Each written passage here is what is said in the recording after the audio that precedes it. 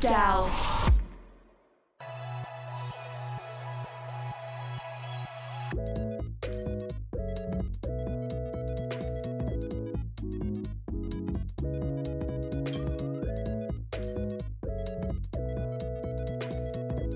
Hey guys, and welcome to Get a Life Podcast Kunai. It's your boy Bish, and we're here back again with Will. Hey guys. Will, how are you, by the way? Haven't spoken to you in a while. I'm still kind of getting over some sniffles and like head cold stuff and whatnot. I've been fighting for a couple weeks, things like that, and just getting through the winter and the holidays. But other than that, I've been doing all right. How about you? Is it a harsh winter in Japan at the moment? No, not at all, which has been really weird. We've had technically 3 like snow falls here, but like 2 were like as soon as they came they were gone, and then there was one snowfall that lasted like a couple days, but even then it didn't really stop anything. Like I was even able to go out and ride my bike in the snow and whatnot. It was just a little sloshy, slick kind of stuff, which is really weird because like every other year that I've been here, we've had nice deep snowfall like right around Christmas like every year. So this has been unusually warm. Like yesterday, it got up to like 50 degrees Fahrenheit. Oh, wow. So that's what, like about 18 degrees Celsius. Yeah, that's quite warm for this time of year, to be fair with you. Yeah, it's really unusual. So and like it's weird because we had like a really kind of, I don't want to say super hot summer, but it was a steady hot summer. So everyone is expecting us to have like a steady cold winter this year. And so far it hasn't just happened, but usually we get like a really big gasp of winter right around February for some reason here. Okay. Interesting. So, I didn't expect that, to be fair with you. Today we're going to be talking about Rail Wars, a very excellent anime. Before we get into the main bulk of the discussion, I'm just going to go through the disclaimer. Let me just find it. Ooh, that's not a good one. For you new folks, Get a Live Podcast Kunai is a monthly anime discussion under GAL, our new podcast network. Due to the nature of discussion, we can't avoid spoilers for the show to be discussed. And for those shows that are based off an existing piece of work, whether it's manga, light novel, or some other media form, we're not covering source material for those. If you'd like to recommend a show for us to watch and make an episode of Kunai, leave a suggestion on our Discord page. In addition to that, if you're listening on Spotify or on iTunes or wherever you're listening, make sure you give us a 5-star review. And also, if you're listening on Spotify, there is a little option where you can do a Q&A, so you can actually tell us directly which anime you'd like us to see. A big thanks to our sponsors Crunchyroll as well as Sugoimart. Will, do you know much about Rail Wars? I know a bit here and there, so like we always talk about almost any episode that I come on here for. I always try to look in to see some of the staff, pedigree, lack of pedigree, things like that. What would you like me to talk about? To be fair, I don't know. I've got notes on it. I don't know if you want me to cover Well, that. I'll go into a couple things. So, Okay. One of the first things that I noticed with the show, which I, of course, back when the show first aired, I didn't, pay much attention to it at all. But basically, like, even though it's listed as a Studio Passion show, it's more of a collab between them and Orange, if you know who Orange is. Yes, they did Citrus. No. Did they not? No, Orange is mostly known for their, like, kind of CG work. So, like, they did the recent, like, Beastars series. Okay, They yeah. also did Land of the Lustrous, which is amazing. They've done some more traditional, like, 2D Okay. hand-drawn stuff, too, but it almost always has, like, a type of a mix with CG. They're working on the upcoming Trigun Stampede that's coming out soon as well. So, I've kind of, like, a love-hate relationship with Orange because a lot of their stuff is quality, but I also just have a hard time with like pure CG stuff as well, and they've kind of gone back and forth between a mix of 2D and CG. So like basically the way this anime worked is that, you know, there was a Passion project, which you can kind of tell if you know anything about Passion just from the art style itself. So Passion is who did Citrus, but they're also the ones who took over High School DD. They also took over the Higurashi series as well. Yes, and So, they did like I said, something else. you can. Well, I don't know if you. What's that? They did something else. Oh yeah, interspecies reviewers. Hell yeah, interspecies reviewers. They did that. But here's one that I actually did not pay attention at all that they did that I really liked back when it was airing was Miroku-chan. Have you seen that one? No, I haven't. No. What's it about? It's really good. To make a super long story short, it's about a girl who can basically see like evil spirits. All right. Okay. Yeah, it's really good. And I don't normally like horror style anime, and I wouldn't put it. It's not a pure horror anime, but it kind of fits in that kind of wheelhouse. But it's excellent. It's really, really good. So like I said, it was kind of a collab between them. So Passion did the more traditional like 2D anime part of it, while Orange did the CG stuff. So like anytime you're seeing like the trains and stuff like that, that's Orange. But when you're just seeing the characters running around, that's Passion. Okay, decent. Just to kind of give us a little bit of a backstory in terms of the show itself. So as you mentioned, well, it is done by Studio Orange as well as Studio Passion as well. It only has one season. Rail Wars began simulcasting in summer 2014 alongside Tokyo Ghoul, SAO Season 2, Monthly Girls Nozaki-kun, Hanano Monogatari, I think one of the Monogatari's, Free Season 2, Persona 4 Golden, the animation. It was also, though, airing alongside things like Irregular Magic High School, Haikyuu, Hunter x Hunter,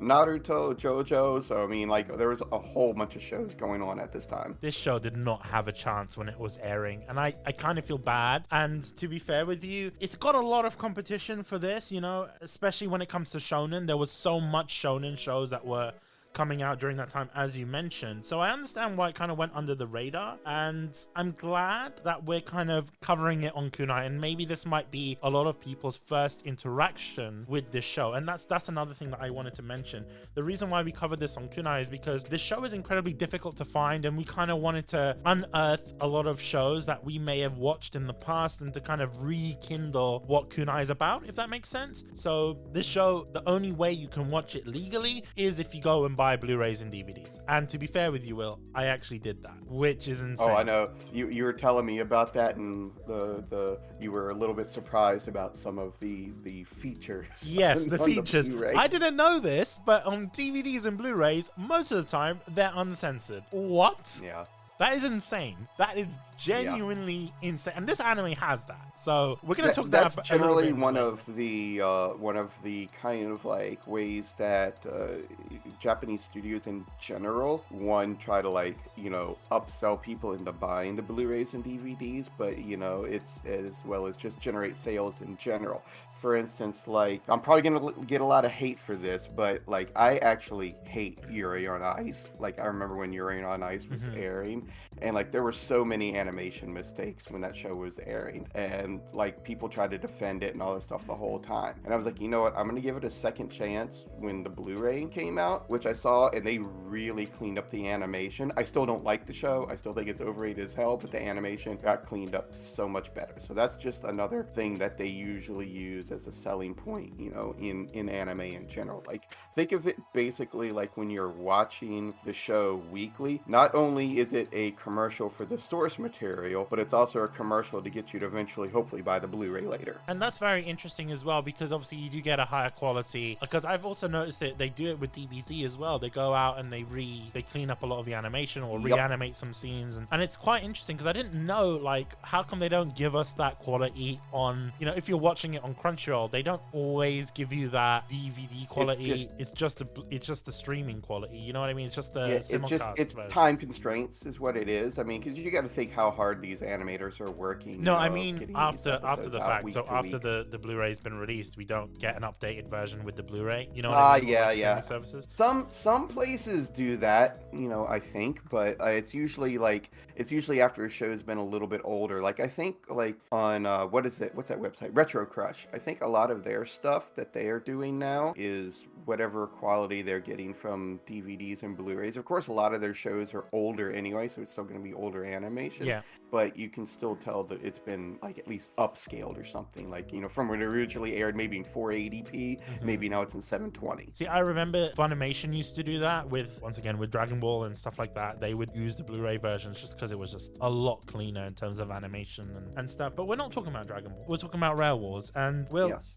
Can I get into my first impressions? Because I'm really excited. Please tell me. I'm excited to hear this. Before I get into my first impressions, I really want to set the scene for you guys and let y'all know. Well, let me ask you this. I want to know how you were first exposed to this show yourself. Like, you can use that and then kind of like run into your first impressions. That's what I was going to get into. So I'm going to let you know how I got into it. So it's kind of weird, I'm not going to lie, because there was a few anime I got into in this season because of a musical artist known as DJ Joe. They normally do like remixes of popular anime, OPs, and endings. Their music kind of went viral in like 2014 because they were covering a lot of the shows that were being simulcasted. So they did like SAO Season 2's OP and ending, just like a dubstep or an EDM remix, that kind of stuff. They did it for SAO Season 2, Kill la Kill, and I heard their one for Unravel, the one for Tokyo Ghoul.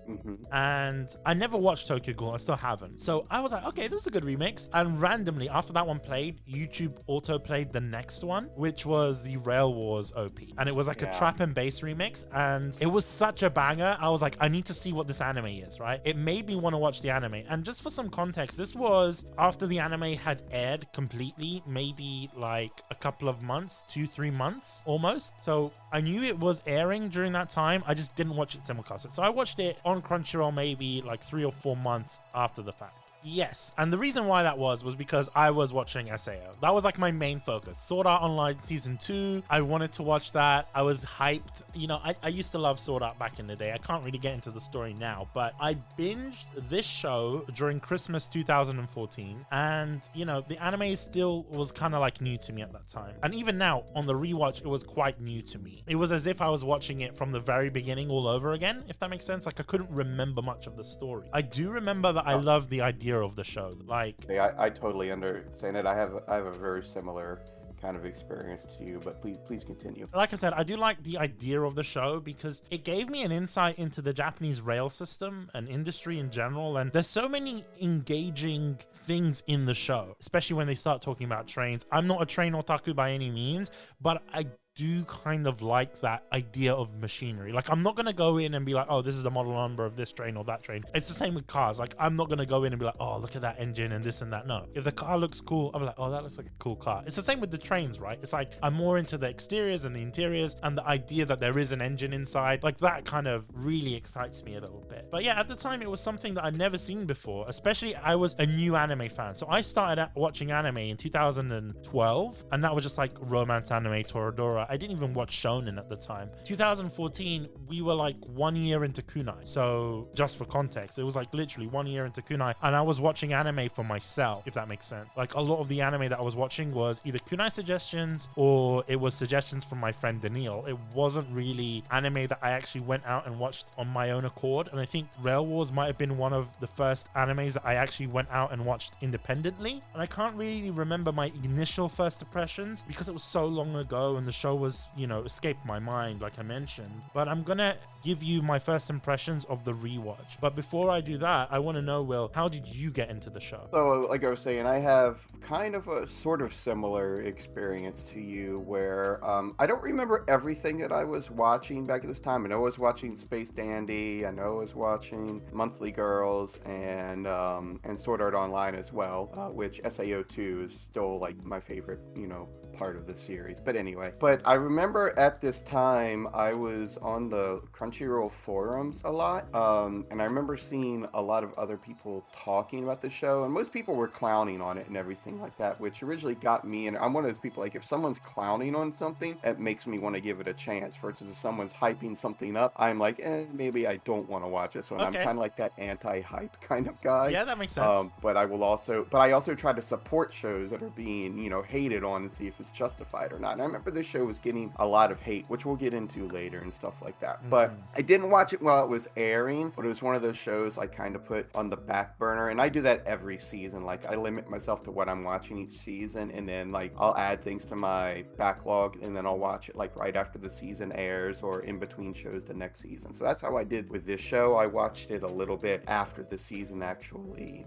aired itself, and I don't remember a lot of my first impressions back then, but I do remember really enjoying the show back then because I love trains anyway. So I still remember when I got in and I'm like, oh cool, it's gonna be an anime about Japanese trains, which is a big part of the culture over here in Japan. And this was also before I came to Japan too, so I kind of wanted to get a glimpse at some of the things that I might see or experience while I was over here. And like I said, outside of really enjoying it when I first watched it, I don't remember a whole lot of my first impressions out of that, other than I still remember kind of like being surprised by some of the fan service in the show. Okay. So that's, but like I said, for me, not a turn off or anything. I just remember I wasn't expecting it because I didn't know anything about the source or the creators or anything like that. Interesting. Okay. Oh, but I will say also, just like you, I mean, from the minute, I first heard the opening, I loved it,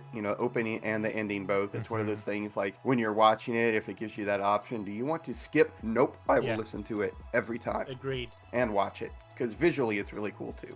Yes, we'll get into that a little bit later on in the show because I've got quite a lot of notes on that. But back to the first impressions, I do remember like when binge watching, I was really excited by the show, and in fact I watched it in one sitting. At least at that time it was very rare that I binged shows, so I wasn't really paying much attention to the story, but I do know that I really loved it. I think this time I was quite intrigued, but for different reasons, and I couldn't remember the show at all, like I mentioned, other than the fact that I enjoyed it. So from the get-go, I found myself asking a lot of questions upon my rewatch. Why are they doing weapons training for a national rail job in Japan? That's something that didn't make sense to me because obviously Japan, they don't have guns, and I don't know if policemen do carry guns in Japan. This is one thing I wanted to kind of like bring up during this too. So it's one of the things that, like, if you just even look up the description of the show, is because it's an alternate universe where the government still runs the railway, whereas like it's not government run in real life. It's it's different private companies that they partner with the government, but in this world of the anime, the government is still the ones in control of all the rail lines and everything. So they're still government employees, and that's why they are basically like a police force. Well, they're police force trainees, which is why they're allowed to have the guns and going through the training and all that stuff. And yes, policemen in Japan do have guns, but you only see it a little bit in the show. But they even show it where it's like they're connected to their like belts and their waist by like a line. Like they're really controlled on how and when they can use them, which is kind of like why even during the show they were surprised with Sakurai. They were like, wait, you have a gun? See, that was the thing that kind of confused me a little bit as well. But you've answered my questions in that. The first thing that kind of went through my mind as well was we have a thing in the UK called British Transport Police, and literally that's their job. Their job is to be police for like the transport, so buses, trains, any sort of road accidents, things like that. And some of them do carry guns depending on which area of London. Like if you're in central London, you'll see policemen with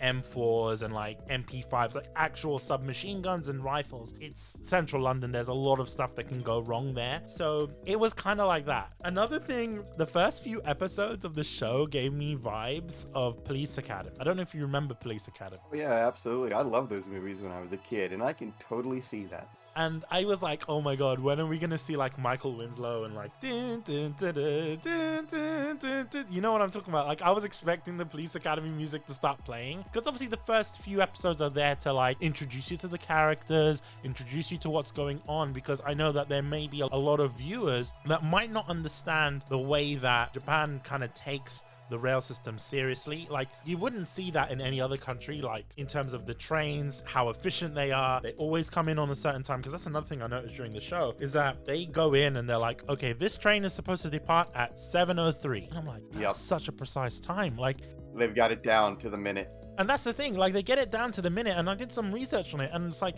even if the train is like 2 minutes late or like 10 minutes late, they apologize and they like Oh yeah. it's No, insane. I've actually experienced that. I've been on a train where like we got delayed and like we got to the station, I want to say it was like 4 minutes later than we were supposed to, and then there were gentlemen that were like lined up on the platform like bowing as the train pulled in. I was like, really? It's insane because like if you go to Germany, for example, sorry if there's any Germans listening, maybe you might agree with me, but if you ever go to Germany, like trains will be delayed like 45 minutes, 20 minutes, and it's like a normal thing over there. Like it's not as bad in the UK, like in terms of the tube service and stuff. Like at most the train will be delayed by 10 minutes, you know, like it's not like the services are quite reliable, not as reliable as in Japan. But when I saw that, I was like, what the hell? Like these people know when the train's going to depart, when it's going to arrive. Like there's moments in the show as well where they talk about, okay, if you take this route, you'll arrive before the rest of them and then join the train again. And I'm like, what the hell? Like what's going on? But yeah, I wasn't too sure how much of the training was believable, to be honest with you. I'll point out one thing that was very accurate, which I'm surprised they didn't actually bring it up more in the series, like especially parts where they actually show like the train drivers and stuff. But like the part where Takayama, he was practicing the pointing and naming out the things, everything. That's something that actual train drivers do in Japan too. Like if you ever are in the front of the train and you sit behind them, you'll hear them like talking to themselves and pointing as they're going and stuff like that. And like, because they actually did a study that when the train drivers and conductors do this sort of thing, it literally like has like reduced like accidents and like faulty things from happening by some ridiculous number, like 98%. I don't know how it is in the UK, but there's not, I don't think there's many people that are that into trains. There may be some train spotters and stuff, and I know that there's a chap on TikTok, many people might know of him, I can't remember his name, but he does all that kind of content. I didn't think that people would still kind of be into that today. But like I mentioned, like the test with the C62, you know, the steam train, that was excellent. And it kind of, you know, it was really awesome. And in terms of detail, it was great. And it served as an excellent introduction to the main cast because you see them working together as a team. And it shows off their personalities, right? Similar, once again, to the Police Academy films. Like literally, if this was a Police Academy film, that sounds like something that would come straight out of those films. And that's not necessarily an insult, because it's interesting because it's very wacky. Because I don't know if you ever go out and, you know, work for, you know, the Japanese rail system or any sort of rail system in general, if they go out and be like, okay, you need to go and make sure that you work as a team by making sure that the steam train continues to run. Like that's not really something. A lot of these trains can tend to be like decommissioned and things like that. I'm not sure in Japan if they still have steam trains, but a lot of these trains tend to be decommissioned and it's not really used as much anymore. They do, but they usually like they only bring them out for like holidays and like special trips and things like that. Like usually like if they wheel them out, it's like a big occasion, like maybe not even like a once a year type deal. But yeah, they still keep them like but it's weird. I was gonna bring this up later, but I'll bring it up now. Like even where I live, there's not one but two train museums within a 2-hour trip of where I live and everything. Like when you go to them, like it looks like they could take the trains, wheel them right out of the museum, and they'd be running right now. They just still keep them up and maintained and everything. But yeah, I'd also noticed that at the start, 15 minutes into episode 1, we see some ecchi content, panty shots and accidental grabbing of things, and it was really unnecessary. And this is part of my first impressions. It was really unnecessary, and it kind of took away from the show's main focus, which is trains. The fan service this early on put a kind of bitter taste in my mouth, and I wasn't expecting it for this show.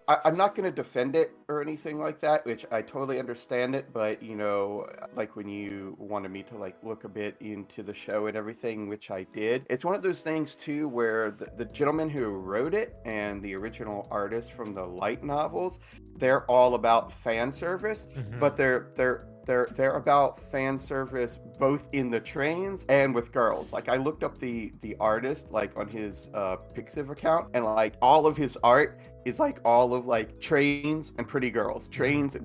So that's like, this is kind of like their like combo creation where they get to talk about trains and pretty girls. Okay. That's basically, and you have to think about too. So like this show, like the actual genres for it are, you know, action, ecchi, detective, harem, and workplace is what it's all listed as, which I mean it's kind of fitting, which honestly, like what I still remember when I first was watching it, I wasn't expecting the ecchi part or the harem part. I expected it to be some kind of maybe rom-com stuff. Mm-hmm. But at the same time, think about a target audience for something like this. Like, number one, it's a very Japanese show just because of the content, because of Japanese culture with trains and everything. Yeah. And two, most people that are into trains and pretty girls are teenage boys, 12-year-old, 13-year-old and older, in that kind of range. So that target audience would be all about that. So again, watching this later in life as an adult, I could kind of understand how it would be kind of jarring at times, but I'm also not, we're not really the target audience for a show like Correct. this. Okay. Which I think a lot of people forget about that when they go on like rants and, their ratings of shows. It's absolutely fine for you to not like ecchi content and stuff like that, but put yourself in the shoes and the mindset of like who they're targeting this for, and the mindset of the audience that would typically be watching something like this. That's all I'm saying. No, that's fair enough. I mean, to be fair with you, I didn't really consider that even when writing my notes, that the audience would most likely be, pubescent boys and things like that. That does make sense now that you mention it, but I can understand, like, for me, at least initially, like, I don't mind fan service, and you guys know, if you listen to Kunai, we've spoken about fan service before, but for me, it was more of a structural thing, right? Like, we barely know these characters, and it's like 15 minutes into the show, and there was a panty shot, and I was like, is this gonna be consistent throughout the rest of the show? And it was a worry in the back of my head, because it's like, fine, we can get fan service, but at the same time, fan service, especially in anime, is kind of like a tool to kind of retain certain viewers' attention. Like, for example, when you have fan service, it tends to be like, what, midway through the show, you have a beach episode, or you have an onsen episode, or whatever, right? In most sort of harem or rom-com or any sort of anime like that. And it's there to kind of like be a circuit breaker, effectively, right? That's how it normally is. But also think, and again, this isn't a defense of the show. I'm just saying, think about like the studio behind it being Passion. That's just kind of like what their they do. forte. That It's not their sense. entire shtick, but I mean, I'd say like 90% of the shows that they make are heavy, fan service shows in one way or another, where, whether it's action fan service or sexy time fan service, or both in the same show. And that's fair enough, to be fair with you. And I mean, that's, in terms of studio, it makes sense that they were the studio to take this particular adaptation on. I'm not going to debate that by any means. I completely agree. They just fit, right? But I want to know, Will, what was your first impressions of the show? Well, and like I said, just to, maybe kind of like contradict myself, I still remember, I was like you, I didn't fully binge it all in one day, but I remember I watched it in maybe 2 or 3 days. And I want to say I watched it during that next like fall season of anime in between some other shows. But anyway, I went into it, like I said, mostly blind, other than comments that I saw in the Crunchyroll forums, and I wasn't expecting the fan servicey type stuff. I was fully expecting it to be train fan service, which there is. I was honestly wanting more of that, because I'm actually a train guy myself. Like, I built model trains when I was a kid and all that kind of stuff. So I was expecting more of that, and I was kind of like, I guess the best way you could say it, I was thrown off of my expectations by the fan service actually in the show. I was also thrown off in the harem aspect of the show. I wasn't expecting that part at all. But otherwise, like I mentioned earlier in our recording, that I still really enjoyed the show, as far as it just being a fun show and everything. So, my first impression was I was enjoying it as being a train guy, and also being someone that likes, cute girls doing cute things type of thing. But I, too, was not expecting all the fan service in the show. Moving on to, our favorite moments and episodes. And I have a lot to say, Will. So I kind of want to kind of see what your favorite moments and episodes were first, in case maybe we might have the same ones. All right. So let me see. I don't have an out and out absolute favorite episode. I really liked the arc, though, when they went out for their training, and then they had to use the pedal train car. Yeah. To get back down the mountain to deliver the organ, because of the bad weather and the rock and mudslide and all that. Because at that point they were really learning, they were more than learning, they were more congealing on how to actually work as a unit, as a team. But they were still also kind of being thrown off by Takayama at the time, where you could, at this point, it was well established that, most of the girls around him liked him, and they were hoping that he was still going to be around around after they, they're finished their training, got out of school and all this stuff, but he's so insistent on being a trained driver. But then him, kind of coming into his own, being a leader of this group and being more than just a trained driver. I just really liked how they came together in that arc. Now, I will say that arc, even though I liked it a whole lot, it did kind of turn me off with some of the stuff that I'm like, oh, this wouldn't really happen, Like what? Some of the more fantasy, I guess you say, elements of the show. But overall, I just really enjoyed. There was those 2 episodes, I believe, over episodes 8 and 9. So this is deep into it. But I just really liked that whole series of giving all 4 of those main characters kind of like time to shine, if that makes sense. I actually like those episodes as well, but to be fair with you, I really loved episode 2 with the bomb threat. Yeah, it was a great episode. That was the first episode I really took notes on. And that was the episode that I think we really got to understand more of Sakurai as a character as well. What I liked about the episode as well is because it starts off very mundane, where they're just effectively, Sakurai was like, hey, we're just mall cops, and literally that's what they are at that point. They're walking around the station, they're helping old ladies, that kind of stuff. And then it just leads you to believe that. And then bam, you're in for a roller coaster ride. You've got this very tense bomb defusal, taking elements and making callbacks to most of the normal background info that you see, right? The fact that, that someone left a dog in the lost and found, that kind of thing, and the fact that the bomb was inside the dog's carrier. Like, there's certain things that you think in your head that, this is just someone lost a dog, that's just a boring part of the story, it happens at train stations, that kind of stuff, right? Or when they were having lunch and it was like a fancy dessert with liquid nitrogen, Sakurai using her initiative and being like, hey, you know what, I'm just going to use this liquid nitrogen to freeze the circuitry. I will say this within this episode, I don't think the science is really correct. There's quite a bit of that throughout the series. Like I said, they definitely embellished a bit in everything. So like I would say, going back to the guys that, created the story, it kind of seems like to be their forte. It's like they're influenced by things that they know in real life, but it's like they kind of just wanted to like get on with things and just keep talking about trains and girls. Yeah, the thing I don't get, especially with the circuitry and stuff, is that like liquid nitrogen doesn't really stop the flow of electricity. Electricity doesn't work like that. You know what I mean? Like, it may do in certain conditions, but like Sakurai was so like confident of that. And like, look, depending on what is occurring and what type of circuitry you're using, liquid nitrogen would in fact make the resistance lower. Yeah, this show definitely has a lot of like, just, turn your brain off and enjoy. I know, but I could look, dude, I remember like studying physics in college and stuff, and this kind of shit like really nagged at me, and I was like, what the fuck? Like, genuinely, like making the resistance lower, that would basically allow a higher current to flow. That doesn't, like, what? Like, I know it's anime, they're not gonna go into hyper detail, but it felt like a Deus Ex Machina. Like, that was one thing that annoyed me. Oh Lord, here we go. Look, I'm sorry, Will. Every episode, bitch. Not everything is a Deus. No, this show has a lot of Deus Ex Machina. No, I'm sorry. Okay.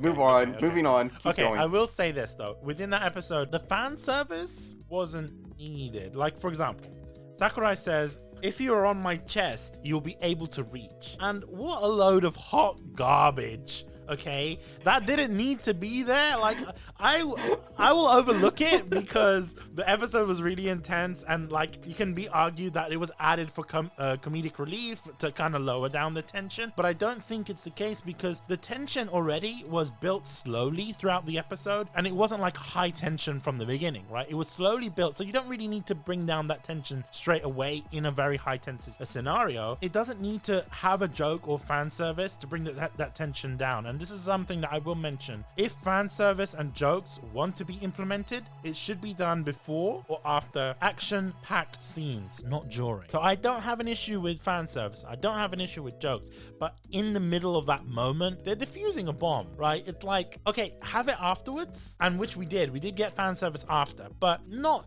in the middle of bomb defuse. Like, that's a bit silly to me. Maybe they were just use it as a tension breaker kind of thing. I mean, I understand what you're saying. Again, I'm not defending it, but at the same time, I'm not as, adversely turned off to it. I'm not that, upset about it either. Another thing that I will mention, and this is something I wrote in my notes, if you are a degenerate, then I'd say that episode 6 would be your favorite episode of the show, because especially if you are like me. You're totally stepping over anything I was getting ready to bring up now. Oh, about episode 6? Anyway, keep going. Episode 6 was one of the episodes that I say that I enjoyed, but for me, it wasn't from the degeneracy aspect of it. For me, it was because of just getting to learn more about Haruka and Takayama, and like her bringing up the 8 years, 3 months, 15 days, all that type of stuff.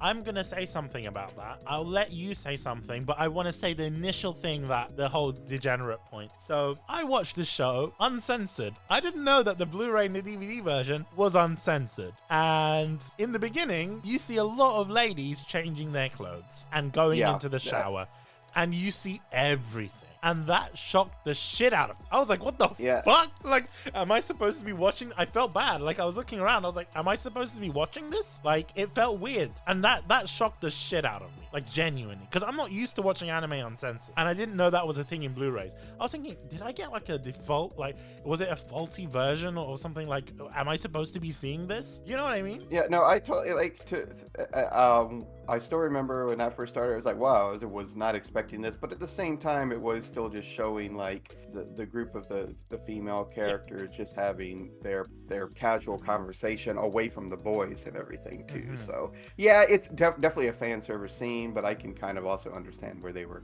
just trying to, show them all talking together too. And you know what? I don't mind that, because they did actually have good conversation during that time, and I don't mind the fan service element, but I was just shocked to see everything. I was like, what? Like, for me, even when I'm watching an ecchi show, I don't think I've ever seen any anime uncensored before. So for me, that was more so, I wouldn't say an issue from the show, but that was an issue from the fact that I was watching an uncensored version on a Blu-ray. So I can't fault that on the show, if that makes sense. But I am interested to know your thoughts on episode 6, because for me, I have some very interesting opinions on it. But I wanted to hear what you say, because I might have to refute what you're saying. I just thought that it was a mostly, what's the way I want to use that, kind of like police academy, kind of description, where there's a lot of hijinks, like there's a lot of misunderstandings in the whole chase, which I thought there was a lot of like absurd moments, but also they were absurdly funny moments. But then also, like I said, getting to learn a bit more about Haruka and her connection with Takayama, like, because you could tell early on in the show that she likes him and everything, but I was like, they never really had gotten much into the whys and hows of it until this episode, where you learn that, when they were both younger, that he like kind of, saved her and everything when she was trapped and whatnot, and reunited her with her, I think it was her grandfather. So that's what I was just more into it, because of learning more about, her and their past together. That's why I enjoyed that episode, because up to that point, we didn't really know a whole lot about her and why she was so close with Takayama. Yes, and I thought that was quite nice, the fact that we did get that sort of context. I think that is the right word, right? So even then, the hijinks was creative, really interesting, pretty smart as well. But there were certain things within that episode that I was questioning. Like, for example, who were those two thugs? We didn't even find out. Were they there to, like, break in? Like, that seemed a bit odd to me, first of all. I didn't know what was going on there. I thought it was really funny that Takayama didn't read the second part of the postcard that was just advertising. Yeah, when they got to that point, I was like, really? Like, he couldn't tell there was another part there? Like, if you've ever, like, granted, this is a very Japanese thing, the way Japanese send letters, but anytime you get one of those envelopes and letters, like, if there's multiple pages, there'll be like a little, like, kind of like tab that even if you can't see it, you can feel it to be like, oh, there's another thing I'm supposed to turn over here. Yeah, and I thought it was quite funny, and like you said, it was very Police Academy-esque, because it was just like shit that doesn't happen in real life, but it was just quite nice. It was just like, you get to see these characters outside of their day-to-day environment, which was very interesting. Obviously, you didn't see all of the characters. One of the main cast wasn't there, but the rest of them you do get to see, and you get to see them in their own sort of clothing as well, and how they look outside, because this was another thing. I know that they technically, they're like high school age, if I'm not mistaken. Yeah, they're basically going to specialized high school for this, train department. So that was another thing that I didn't realize. Like, I didn't realize that these were high school students. I thought that these were like, because in the UK we have this thing called apprenticeships, right? So as soon as you finish like high school, like if you're 16 or 18 or whatever, you could do this thing where you kind of get like a paid internship and do like a vocational course. So if you wanted to become a mechanic, you work as a mechanic and you learn on the job, and then you get like a qualification after that. Excuse me. They have similar things here in Japan. So of course you have like your more general type high schools, but then you also have high schools that are kind of like specialized. So like I said, I think I've talked about this before. When you go to high school in Japan, it's almost like a pre-college kind of thing. So this is why like when kids go to high school, and like you'll see it in anime where they're studying to test to get into certain high schools, because those schools are like, they're not necessarily specialized. Like all high schools usually have like a general studies type of thing, but then they have something that they're really good at. While it might be like mathematics, while it might be like engineering, while it might be science, etc. So you try to test to get into that school for whatever profession you're thinking you might want to go into someday. There was some things that we did get to see, and we saw, as you mentioned, why Takayama is so highly revered by his peers even. And I thought that was a very nice story. I did think, and I don't know if you can agree with me, Will, but I did some research on the light novel, and I did some research on spin-offs of the light novel. Yeah, I knew there were some spin-offs, but I didn't know anything about them. Yeah, I mean, obviously we don't kind of talk about this on Kunai, but the fact that they mentioned the granddad, I was like, okay, why is he such a prevalent character? Okay, and then it made me think, okay, maybe Haruka is like, there's more to her story than meets the eye. And then it made me think, okay, so why was she in that cupboard? Like, there was so many questions, but then part of me thinks, is this explained in the light novel? Do you know what I mean? And I have a feeling it is, because the light novel is very extensive. There's 20 volumes of light novel. And for those that don't know, a volume of light novel can cover a lot more story than a volume of manga, for example, because it's mostly text. Yeah, absolutely. Right? So 20 volumes of this light novel. I have a feeling that there's a lot of information to kind of make this show get out there, if that makes sense. Like, just to make it running on 12 episodes, they had to cut out a lot. I haven't been able to read the light novel because there is no English translation. So I don't know what is missing. Sadly, that's a case with a lot of series these days. Yeah, and to be fair with you, the manga would often get a translation, but the light novels not so much, because there's just more text to work with. But I think that there is a case in which there is information that we're not being told about in the anime that is present in the light novel, because there's certain hints, and it's throughout the series as well. And we mentioned before on Kunai that anime is there to advertise for the source material, right? Because this show is mainly designed for a Japanese audience. If you are in Japan and you're watching this show and you're like, okay, what is this whole granddad thing about? I might go and read the light novel. That kind of thing. I think it's kind of designed for them. Is it a shitty thing? Yes. I would have liked more context to know who is her granddad. Is her granddad someone of high standing?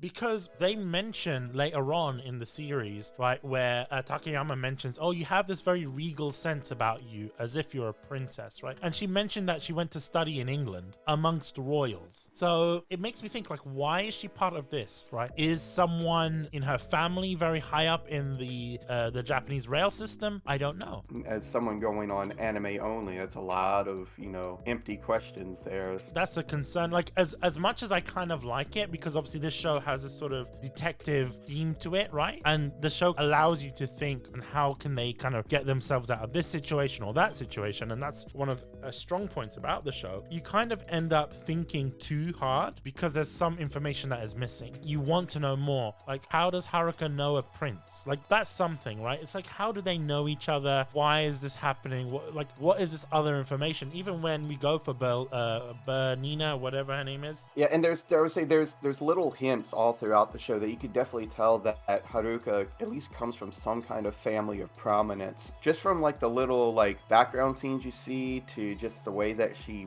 dresses in like her normal clothes and carries herself, she's definitely of some type of, you know, at least a wealthy family, if nothing else. Correct. And you see that with other characters as well, because even with Sakurai, she always, when she was defusing the bomb, she was like, oh, my dad taught me this. And then she was like, oh, my dad always wanted me to be in the police force. And I'm like, okay, well, is your dad like a police officer, or is he like police commanders? What was the name? I think that her dad was like special forces or something like that. Okay. I can't remember. I could have swore they mentioned it somewhere, but that's the thing. It's like, okay, well, she's a kid that has experience with firearms. Like, especially in Japan, that's not something that you'd know how to use, right? Unless, as you mentioned, your father was in special forces or like army or something. And it is quite interesting. And there's more information that I want to know, because obviously that would kind of let us know more about her as a character and things like that. I also loved the episodes 9 and 8, like I mentioned, the episode with the organs. Yeah, those are the ones that I was talking about earlier. Yep. Fantastic episodes. And I also like the whole Prince arc as well. And there's a special reason why I like those episodes, because they were the more tense episodes of the show. So I find that the way that the show is structured in terms of story, that the later half of the show, when we're talking episode 8, 9,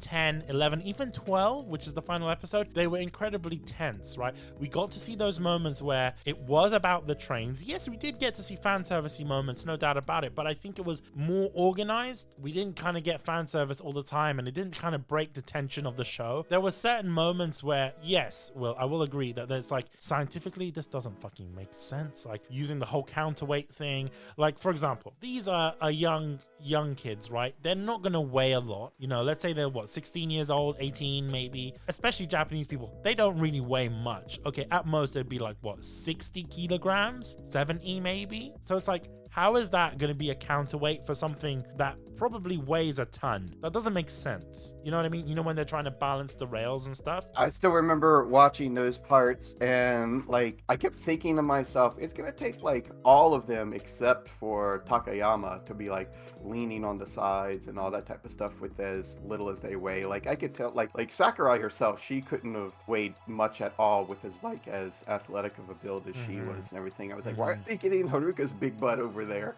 And then at one point where she was like, well, I can put my butt on the side right here, you know? Yeah, and it's quite funny as well. It's like, okay, there's certain things, like, kind of feels like it comes straight out of cartoons, like Looney Tunes or whatever. Like when, I forgot his name, but you know, the guy that eats a lot. Iwazumi? Yeah, Iwazumi. The way Iwazumi, instead of the brake, he literally jumps at the back and he's holding for dear life. Oh, yeah. I'm like, yeah. This is an MHA, okay? It's so like I dumb. said, there's little moments like that, but at the same time, it was still kind of fun and neat to see that kind of stuff. It was. And I mean, it didn't take away from my enjoyment. And in fact, it made me think, oh, wow, this is kind of badass. And I think you kind of need that in a show that's predominantly about trains, which is a very boring topic anyway, but you kind of need that action. And I did not care. Like, not in a bad way. I didn't care that this was unrealistic. Like, in fact, I really did enjoy it, because it was like, yes, are they going to make it? Are they going to be able to hand those organs in? And there was so much as well that it was like, oh my God. Especially because they did it in a very good way, where initially I had an issue with the way that the story was structured, because it felt like, at least for the first 5-6 episodes, that these episodes don't mean anything. They're just like, nothing is like interconnected, and it just felt weird. But then when you're watching episode 8 and 9, finally you get an arc that spans over 2 episodes, right? And you get to learn more about the trains, you learn more about the rail system in Japan, and how certain rails weren't, you know, maintained since the Meiji era and that kind of stuff. And I thought that was really cool, like, to learn more about that. That was my one kind of my biggest gripe on the show, is I kept wanting them to go more into the train side of it and everything. Like, because there was little hints of it here and there, even leading up to this point, where Takayama, like, he could even just look at a train and know the model number of it and know like what its predecessor was or what led to its design and stuff like that. And they would just mention it in passing and then go on to the next thing. I'm like, wait, talk more about the train. I want to know more. Yeah, and that's the thing. Unfortunately, you don't get that much opportunity to see that. But I feel that in those 2 episodes, and even episode 10 and 11, you see that a lot more. Another thing that I did enjoy was, I don't know if you've seen like those kind of films. I don't know if Air Force One is one of them. You know, like that film where like Air Force One gets hijacked, and it's like, who's in that film? Harrison Ford. Harrison Get Ford. off my plane. Yeah, you know what I'm talking about. It kind of felt like, I know it was on a train, but it kind of felt like that, because it was in close spaces, and you have a high value target, in this case a prince, not the president. It kind of gave that vibe. Obviously it's not the exact same, but I kind of like that. And even the lighting, you know, the fact that it was taken on a sleeper train, right? A train that you'd most likely sleep in and, you know, take showers in and whatnot, right? A train that's designed to be running through the nighttime. It kind of gave that really cool vibe. Like you saw a different scenery within the show. It was very tense as well. And I thought it was fucking genius. I would say that was one of the episodes that I wrote down that I liked as well. The only thing, my one gripe with that episode is that as soon as I saw the prince, I was like, that's not a prince. Yeah, that's a princess. As soon as, yeah, I knew it from the first second, and I knew where it was gonna go. That was my one gripe with that. But just like you, I loved all the rest of it. I loved the like you said, the tense part of it. And that's one thing that was kind of weird about this show in general, is that it would have like very kind of like, you know, lighthearted comedic moments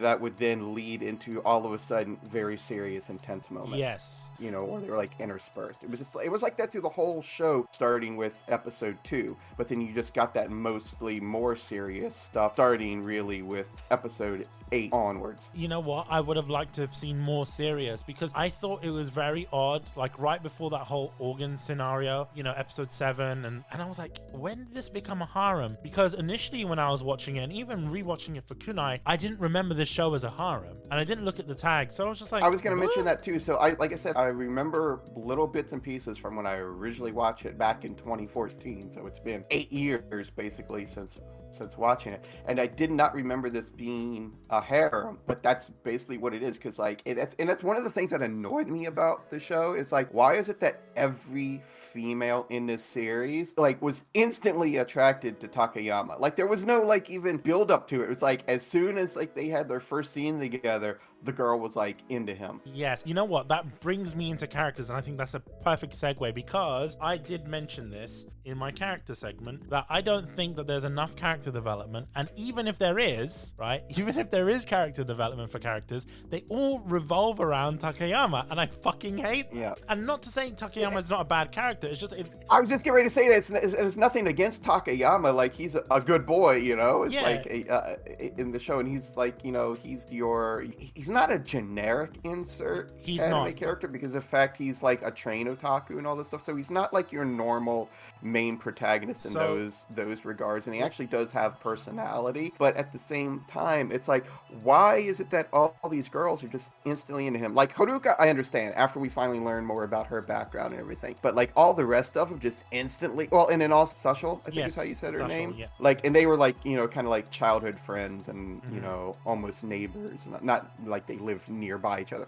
Them I understood, but everything else is like, why? Yes. What I wrote here is that Takayama is a very interesting character. At first glance, he's a typical harem protag, and what I mean by that, he's fucking clueless to what's going on around him. In that sense, that's how it is. But as you mentioned, he is more defined because he is a trained otaku. He's incredibly intelligent. He has so much respect for the Japanese National Rail, its passengers, and his co-workers. And I think that's possibly due to his experience as a child, you know, when the driver came to save him, all of that information, right? And I thought it was incredibly admirable that he wants to be a driver because of it. However, I will say this. However, the traits that he wants to have, he wants to be a driver because the driver was kind, the driver saved his life, and he wanted to do that for others, right? And as admirable as that is, he feels that those traits are linked to the job. And I feel that that's the wrong reason, right? It's not defined by the job. It's in fact defined by the individual, because you could be a train driver and be a complete asshole. Like the train driver in episode 12. That was, don't touch my shit, don't get involved with the train. And we've seen it in the anime. It's not like we haven't. And I feel that he needs to believe himself more as a character, and even his friends have said that as well. So I kind of found it a bit annoying when he was still, even after that episode when they did the whole organ thing, and he mentioned it, and he was like, I'm proud to be part of this team. And then the very next episode he's like, I want to be a train driver. I'm like, dude, what the fuck? Like, I thought that too, because like when he first said that, that's one thing that kind of threw me off. I was like, wait a minute. I was like, so in the episode before that, he said, I'm a part of this group. I'm, part of K4, Mhm. and, I'm a member of the PSF. And then the very next episode, he has to reiterate to, Haruka and Sakurai, he's like, I'm going to be a train driver. Yeah, Like, wait a and minute. You just said you were like accepting your position. You were accepting. And like, because leading up to that too, they kept calling him deputy. They kept, every time, or the leader, like every single, like moment they could, like during the pedal train and all that stuff, they were like listening to him and reaffirming him as being their leader, like to reaffirm, like, this is where you need to be. Mhm. You need to be part of us. We need you. And then that episode, he's like, I'm gonna be a train driver. I'm leaving you Exactly. someday. It's such bullshit because even Ida from the very beginning, she's like, hey, you're going to be the deputy, because she saw that in him and she was like, look, Yeah. clearly we need more people like you. So I'm going to give you this responsibility. And I think he's very, I wouldn't say clueless, but he's very driven by emotion, right? The fact that he wants to be a train driver and it's in his head, I'm going to be a train driver because a train driver saved me and he was a great guy and I respect him. But then in episode 12, where the train driver is such an asshole and he's so rude, okay, I'm like, okay, so then that should be proof that it's not about the role that you take, it's about you as a person. And I feel that he kind of has that disconnect. But regardless, I think there's nothing wrong with him as a character by any means. Oh, not at all. But it's just one of those things where it's like you kind of want to like just flat out tell him, be like, look, we know this is your dream to be a driver, but this is your home. Yeah, exactly. It's like, that's like, if you just wish that he would just wake up and real, and because the whole thing is like, it's like, and they told him several times during the show too, that even just being a member of the PSF, you're still always going to be around trains, you're going to be on trains. And it's like, I think that's a better position for him too, because even though he wants to be a driver so bad, like, he even knew the details about the cars of the train, not just the train engine, but the ins and outs of all the cars and their layouts and what was in every room, and like how even like different seats worked and seating arrangements. Like, it's not just about being a driver to him. And that's what I think his position as being, the leader of this, security department or the security force is the better fit for him. But he just doesn't even realize that. And part of me thinks that he kind of refuses that because he's got that one track mind. I'm gonna be a driver. I'm gonna be a driver. Exactly. No pun intended. He's got that one track mind, and it's annoying as well that the characters in the show just accept it after a while, and they're like, oh, you know what, you'll be a great driver. And even Sakurai, where she's like, oh, hopefully I get to protect one of the trains that you're driving, and I'm like, really? Because logically speaking, he wants to protect the customers, right? That's his main focus, and it's always been about that. So protecting the customers, a train driver rarely does that. Okay, maybe they avoid accidents, but in this case, where in the show they've had like terrorists, try and hijack a train, kidnappers, all sorts of situations, even people that are groping other people on trains, right? I would say this goes back to why I think also just being, a PSF member on the train is better than for being trained, because you could tell through the series too that he's kind of like a people person. Like, he looks out for other people. He knows how to interact and treat people and talk with them. He's very observant about a lot of things too, which, like, train drivers in Japan, they are so focused on just driving the train and, being safe and everything. That's the only thing that you talk about. Like, when you're on a train here, it's kind of like, it's almost like when you're on an airplane. Like, sometimes when you're getting off the airplane, the staff will wait at the front of the plane when you're getting off, like the captain, and like, say thank you for the trip and all stuff. Same thing with train drivers. Like, they'll come out, like, if they're like the trains here, for instance, you can drop your ticket off in a little box as you're getting off the train. The train driver will stand there and say goodbye and thank you as you're going off. But other than that, that's the only interaction that they have with anyone on the train. So it's like he would be missing out on that opportunity to talk with people too, other than when the train is like at the station, or saying goodbye to people as they get off the train. Like, could you imagine him walking around and seeing some kid on the train, reading a book about trains? He could sit there and talk with them and, give that child a good experience, He's done that with the prince. So it's like, it's very clear that I don't think he's fit to be a driver. And even in the situations where he's had to control the trains, like, I'll be fair with you, anyone else could have done that, especially in those episodes when they were delivering the organs. I don't think it was him as a driver that got the job done. I think it was him as a leader, as a deputy of their team, that done that, because it wasn't him as a driver, right? If that makes sense. But then again, we don't get more, beyond this show, without reading the light novels to know if anything ever comes to fruition, or if he ever does wake up and be like, you know what, maybe this is a better fit for me. Maybe, and that's the problem. We don't know about it, and there's a lot more to kind of leave to the imagination. I will say this about the other characters: they all follow particular tropes, right? Yes. So you have Sasho, who's a childhood friend. You have Haruka, which is like the Hime-sama type of situation, and the kind of like motherly figure, similar to Himeji from Baka to Test. I got those vibes from her. And then you have Tsundere. You have your Tsundere character in Sakurai, right? And then the only other character I kind of felt didn't get any sort of character development other than the fact that, hey, I'm strong, is... Yeah, Iwazumi. Yeah, Iwazumi got shafted, man. So much, because like the whole time I was like, oh, he's gonna be best boy, but they don't do anything really with him other than, when they need a strong arm and like a little bit of comic relief that he's always hungry and always wants to eat. Yeah, and it's unfortunate because he's a very interesting character. He's like, but they've dumbed him down, and we mentioned Iwazumi and how he doesn't have much character development, and I think the reason being is that the other characters wouldn't have as much character development as well if it wasn't for the fact that they're in the harem with Takayama. So Takayama, he's the main reason that they have character development, because Iwazumi is not in that harem. He's not going to get character development. And if these other characters weren't in the harem, no one would give a fuck about them, because they don't have as much character development. Like, I don't care about these characters as they are, because if you take away Takayama, they're basically tropes. Tsundere, you have a motherly type, childhood friend, that kind of stuff. And it's typical harem tropes. And I don't like that, because clearly there's much more to meet the eye to these characters than anything else, right? Because we do get some character development earlier on with Haruka and the whole, what happened many years ago. And there is a hint of character development with Aoi as well, because her defusing the bomb. So, these are badass characters. These are characters with actual stories, but instead they're reduced to, oh, these are the love interests for Takayama. And I thought they got a little bit shafted in that. Yeah, again, and this isn't a defense of it, not at all. But at the same time, I'm thinking about at the time when this also aired, though, too, it might not have been seen as much of a trope as it is now, watching it again, 8 years later. But that's the easiest way to, they all fit into their little kind of niche, but that also led to not much in the way of character development for some of the characters like Iwazumi. But yeah, that's I don't really have a lot more to add to it other than what you've already said.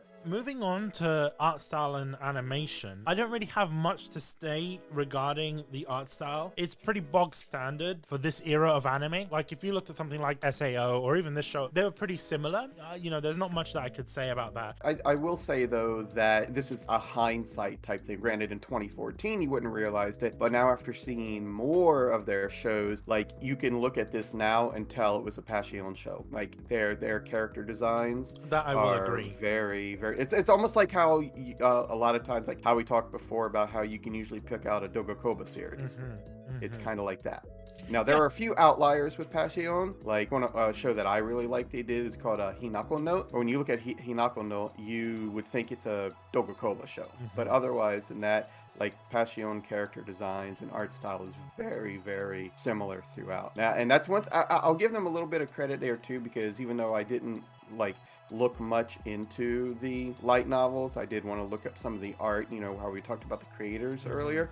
And I will say that the character designs, even though they're a little bit flat in the anime, do really match the art style from the books as well, which is what they kind of did with High School DD. When they took over High School DD, they changed the character designs to more closely match. It's not just that. I mean, they did it with interspecies reviewers as well. Oh yeah, interspecies reviewers, as much flack as that show gets, it's literally like, it's the manga, come to life. Yeah, pretty much.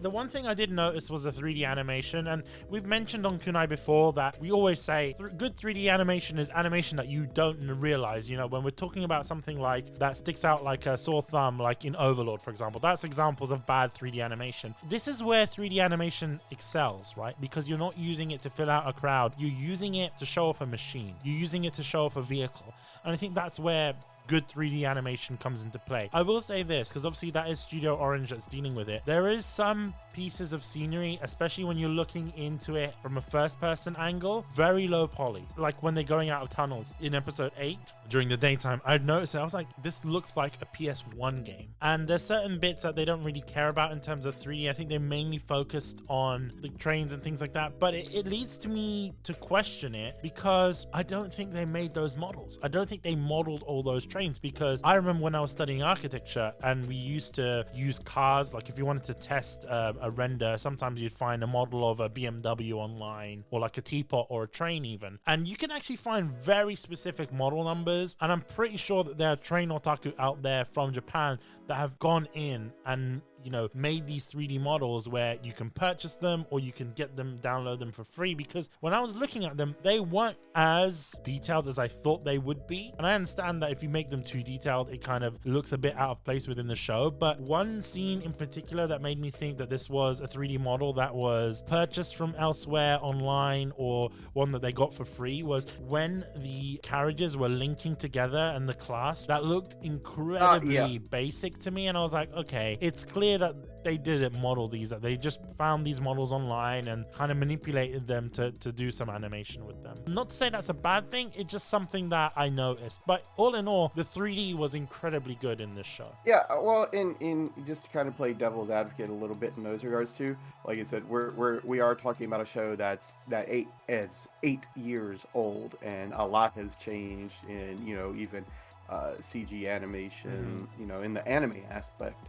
in that regards. Like I said, if you've looked at any of the trailers for Trigun Stampede that's getting ready to drop like any minute now, that like when I first saw stills for Trigun Stampede, I was like, oh, this doesn't look good. But then when I actually saw the trailers, I'm like, okay, I'm on board. Other than that, I don't really have anything else to say in terms of audio visual apart from the OP and ending. I mean, as far as, you know, just my comment, the overall animation, everything is that, you know, it's fine, it's serviceable, it's nothing that you're going to be like, oh, this is ugly, but it's also nothing to be like, oh my god, this is amazing. It's just, you know, it's more than standard animation, but it's not amazing either. One thing I liked about the opening and the ending, back in the day, I used to skip openings and endings all the time. This was one that I never used to skip. Never used to skip endings, and I never used to skip opening for this particular anime, which was unusual for me. For this rewatch, I didn't skip either any, you know, for any episode. I love them. I think they're great. They're fantastic, and I think it was one of the reasons that I started watching this show, and that's very rare. Like, you don't, you know, find an anime OP randomly out in the wild and like, oh, I want to watch the show because of its OP was so good.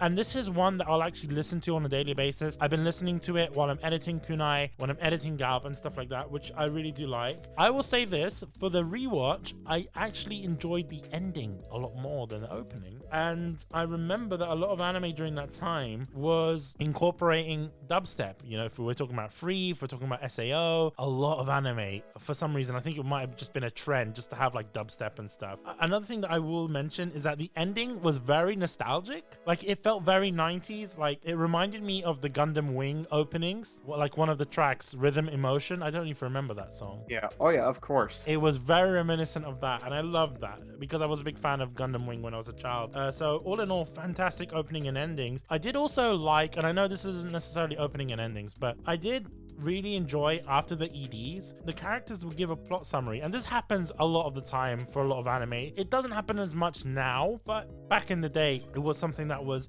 very prevalent. It's not really unusual for anime, but what I did enjoy with this show is that Takayama would actually let you know for the next episode what trains you're gonna see. And I thought that was really cool. Like, you can actually get hyped for the next episode because these trains are gonna be featured. I thought that was really cool. I thought that was a nice feature, especially for those who are train otakus or train spotters. I will say that similar to you, I paid a little bit more attention with the ED and the post ED parts, you know, during this rewatch. But otherwise than that, like I said, you know, I really enjoyed both. I enjoyed both the music aspect and the visual aspect of it.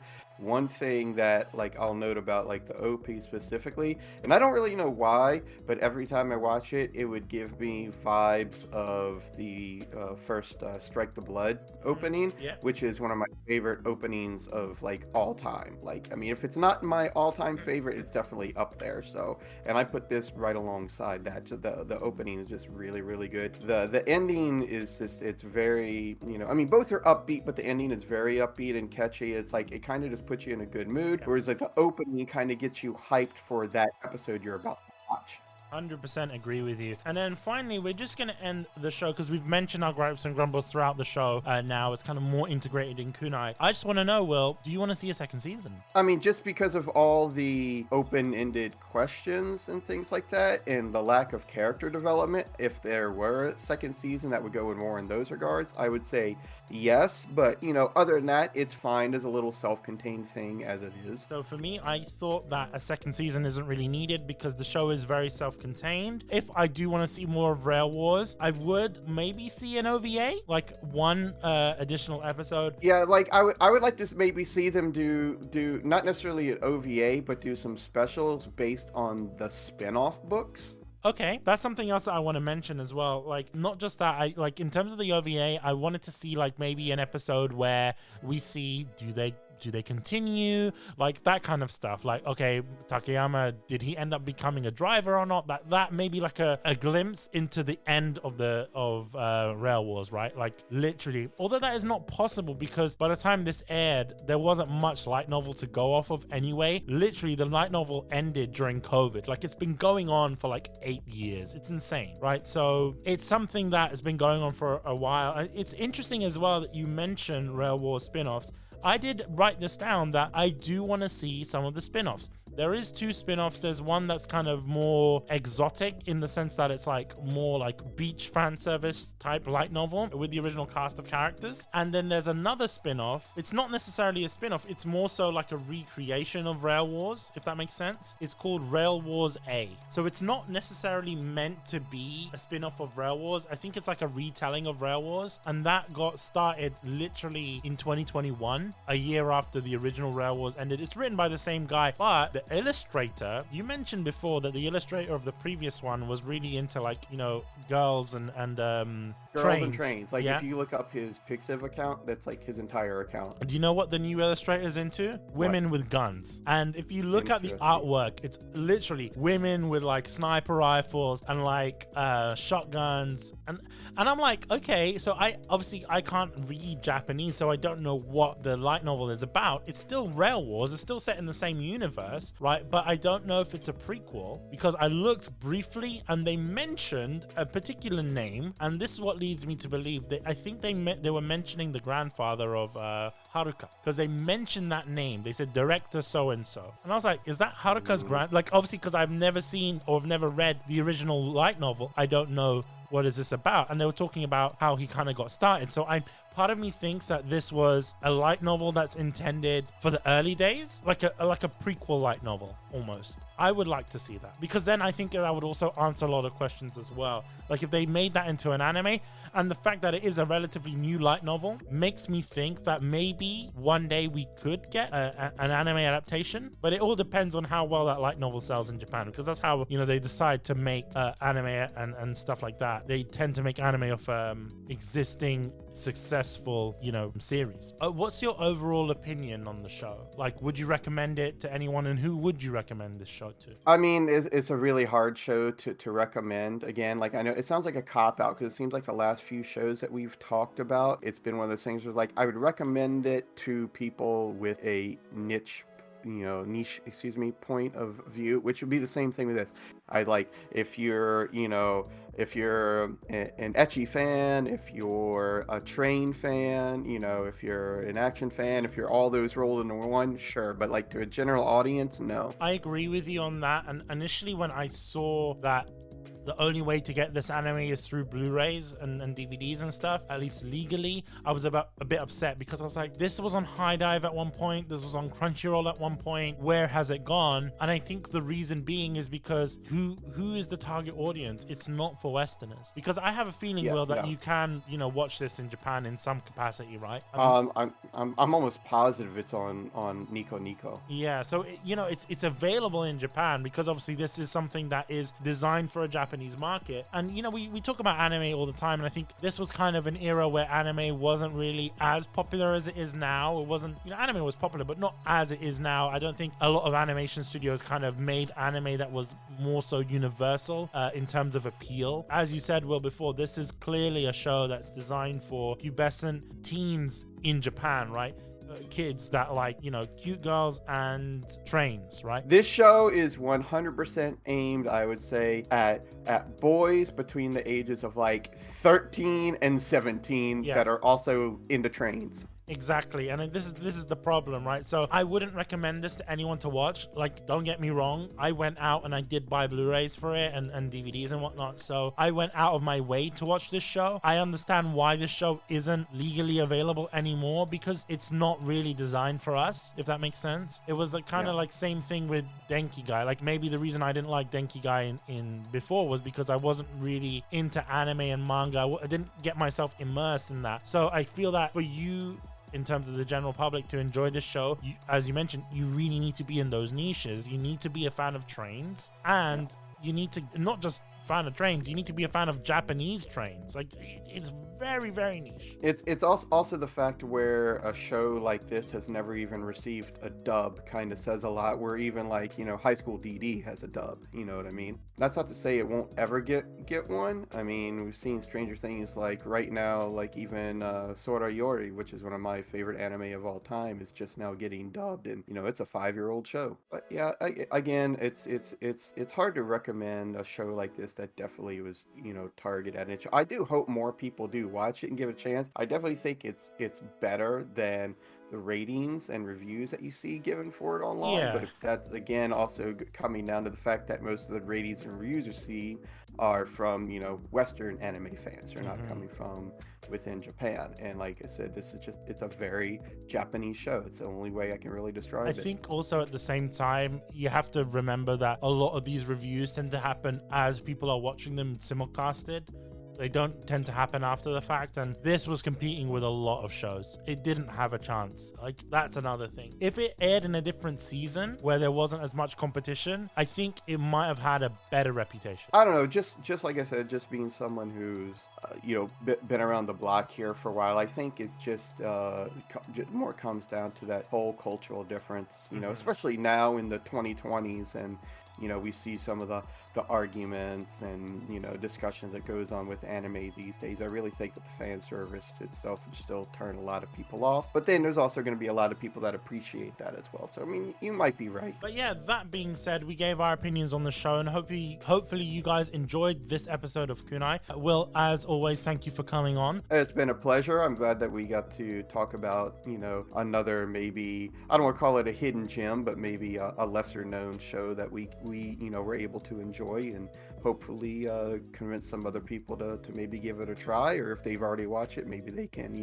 send in their own comments and things like that, and and see how they agree with us, how they don't agree with us. Exactly, and that's the whole point of Kunai. If you guys don't agree with what we say, tell us about it. If you don't agree with it, join our Discord, let us know, or tweet us on Twitter, because that's how we're going to make this conversation. That's the whole point of Kunai. It's not just us driving the conversation. We want to hear your opinions, good and bad, and even the ugly. So let us know that way. In addition to that, we are going to be covering more lesser known shows on Kunai, because to be fair with you, we want to kind of rekindle that. Like, I feel like on Kunai, when we started watching Kunai, a lot of the shows, if you look at the earlier episodes, the first ever episode of Kunai, we spoke about Hentai Prince and the Stony Cat. I don't know if you guys know this, it's no longer available to watch by streaming, which is unfortunate. And I know that there's a lot of people that will watch this on Kunai and they'll be like, oh, you know what, I want to go and watch that. They won't be able to unless they go and buy Blu-rays and DVDs. So we're gonna go back and we're gonna cover older shows, and not just older shows, but shows that may be forgotten about, because we want to bring attention to them. And sometimes they might not be the best shows, right? We mentioned this show has its own problems, but the fact that we're mentioning them and the fact that we're kind of shedding light on them is because we don't want these shows to be forgotten about. Absolutely. It's one of those things too that even if it's like, maybe it's a show that maybe we at Get Life podcast and the Kunai show, maybe it's a show that maybe we don't like as much, that maybe someone else out there really does, that might not know about it, or vice versa. Exactly, and that's the whole point, and that's why we encourage you guys to let us know what shows you want us to cover, because the show is really determined by you guys as well as us, but more so you guys. So if you want to suggest something, we'll take that on board. And if it's something that maybe me and Will haven't seen before, or maybe it might be like, oh, this is a show that's on my anime list and I actually want to go and watch it, right? So that's the whole point of it. But speaking of kunai, and speaking of the next episode of kunai, I'm happy to announce that we're going to be covering The Pet Girl of Sakuraso, a fantastic rom-com anime. It's a 24 episode anime done by JC Staff. Fun fact, they're my favorite studio. And another thing to mention, this was my first simulcast anime. Oh, it was the first one you watched while it was airing? Exactly. Because I got into anime during the summer of 2012. That's when I watched Toradora. I watched it in August. This show came out in October, and this was the first show that I watched. So it should make an excellent discussion. If you do want to watch Pet Girl of Sakuraso, you can do on High Dive. We're not sponsored by High Dive, but obviously we still want to promote legal sources of anime. So go and check them out on High Dive. We won't put links in the description, but when it comes for us to promote the episode, we will link High Dive, and because we love them at the end of the day. We personally use the service. I think it's a fantastic service. So that being said, bye. Later.